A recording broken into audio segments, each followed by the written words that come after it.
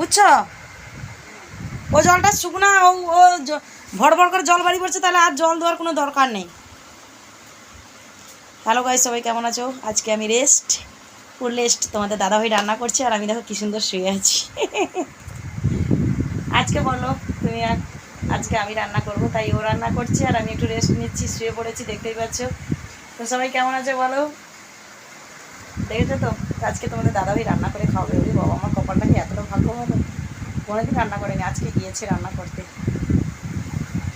তো যাই হোক, সবাই কেমন আছো? যদি ভালো লাগে আমার ভিডিও অবশ্যই একটা করে সাপোর্ট করবে, তো ভালোবাসা দেবে একটু।